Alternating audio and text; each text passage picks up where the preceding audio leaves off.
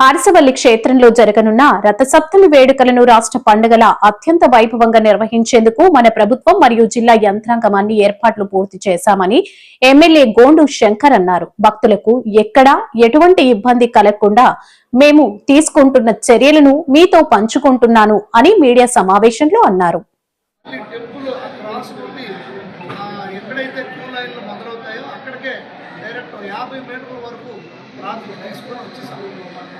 దీంతో పాటుగా ఆన్లైన్లో సిస్టమ్ పెట్టాం.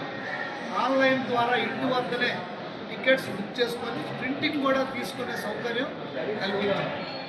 దీంతో పాటుగా ప్రతి టికెట్కి క్యూఆర్ కోడ్ ఏర్పాటు చేశాం. ఆ క్యూఆర్ కోడ్ ద్వారా ఇక్కడ దాన్ని స్కాన్ చేసిన తర్వాత మళ్ళీ రెండో టైము రావడానికి అవకాశం లేకుండా పూర్తిగా కట్టుదిట్టమైనటువంటి ఏర్పాట్లు చేయడం జరిగింది. ఇంకా ఎక్కడికక్కడే మెడికల్ క్యాంప్స్ ఏర్పాటు చేయడం జరిగింది పెద్ద ఎత్తున. అలాగే అంబులెన్స్ సర్వీసెస్ కోసం, ఎమర్జెన్సీ కోసం అంబులెన్స్లు ఏర్పాటు చేసాం. దానికి ఎమర్జెన్సీ రూట్లు కూడా ఏర్పాటు చేసాం. ఈ ప్రధాన ఆలయం యొక్క ఆర్చ్కు ముందే పోలీస్ వారి కంట్రోల్ రూమ్ కూడా ఇక్కడే ఏర్పాటు చేయడం జరిగింది.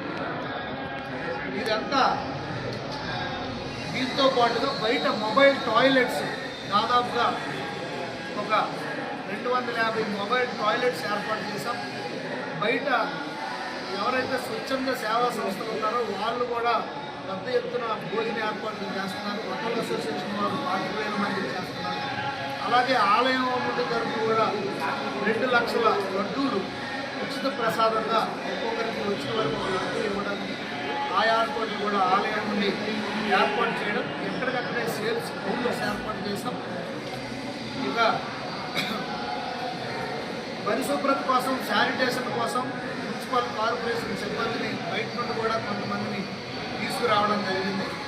ప్రోటోకాల్ వెహికల్స్కి ఒక 8 వెహికల్స్ పెట్టాం. వికలాంగుల కోసం, అలాగే వృద్ధులు ఎవరైతే సీనియర్ సిటిజన్స్ ఉన్నారో వారికి ఒక 4 వెహికల్స్ సెపరేట్గా పెట్టాం. వాళ్ళని డైరెక్ట్గా ఆలయం వద్ద నుండి తీసుకొచ్చి దర్శన ఏర్పాటు చేయడానికి అది కూడా ఒక పక్క చేయడం జరిగింది. ఇంకా ఉచిత బస్సు ఆల్రెడీ ఉన్నదనుక ఎక్కువ మంది మహిళలు కూడా వచ్చే అవకాశం ఉన్నదనుక కాంప్లెక్స్ నుండి వేరే రూట్ ద్వారా శ్రీకోర్మం వైపుగా ఎక్కడైతే మనం పార్కింగ్ ఏర్పాటు చేసామో అక్కడ వరకు ఉచిత బస్సులు ఒక 10 కాంప్లెక్స్ నుండి ఆ ప్రాంగణంకి ఆ బస్సులు కూడా ఏర్పాటు చేయడం జరిగింది. దీంతో పాటు ఎక్కడికక్కడే ఫోటోలు, వీడియోలు, తర్వాత సీసీ కెమెరాస్, డ్రోన్స్ దాదాపు 25 డ్రోన్స్ వాడుతున్నాం. పోలీస్ డిపార్ట్మెంట్ వారు ఒక 20 డ్రోన్స్ వాడుతున్నారు. ఆలయం నుండి ఒక 5 డ్రోన్స్ వాడటం జరుగుతుంది.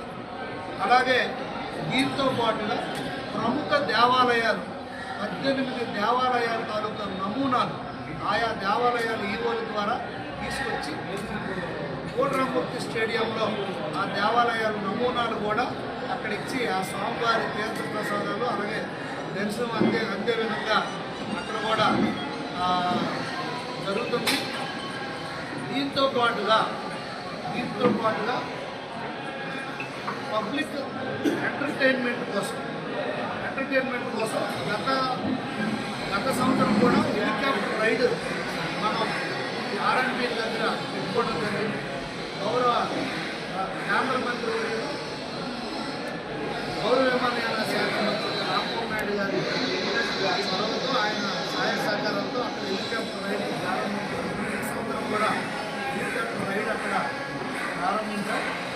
దాంతో పాటుగా హాట్ ఎయిర్ బెల్లు అదొకటి మళ్ళీ ఇది కూడా గౌరవ కేంద్ర మంత్రి రామ్మోహన్ నాయుడు గారు స్పెషల్గా మాట్లాడి అది 80 ఫీట్ రోడ్లో దాన్ని ఏర్పాటు చేశారు.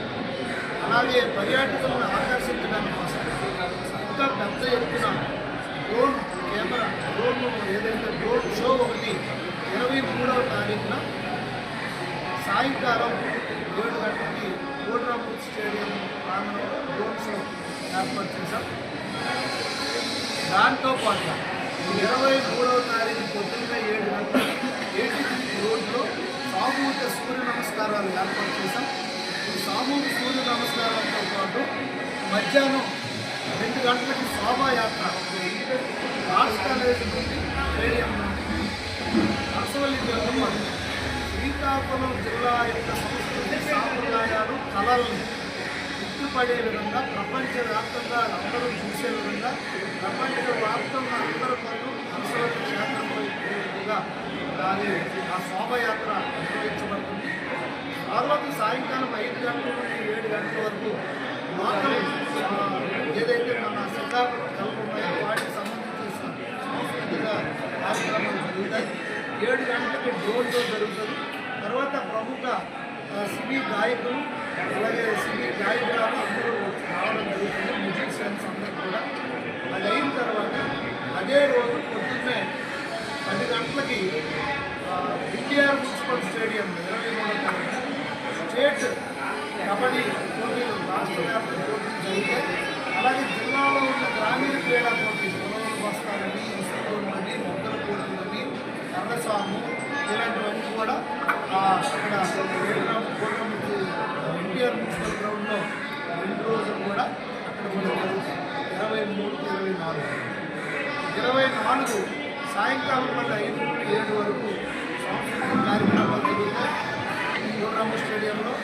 మళ్ళీ సాయంకాలం ప్రముఖ సంగీత దర్శకులు రమణ్ గారు అలాగే ప్రముఖ హీరో సీనియర్ నటుడు సాయి కుమార్ గారి తమ్ముడు ఆది గారు ఆయన కూడా రాబోతున్నారు. వారితో పాటు ఈ జోడి ఇవన్నీ వాళ్ళు ఇటీవల ప్రదర్శిస్తున్న వాళ్ళు కూడా రావడం జరుగుతుంది. సో వాళ్ళతో పాటుగా అదే రోజు నైట్ ఫైర్ క్రాకర్ షో ఒకటి నిర్వహిస్తున్నాం.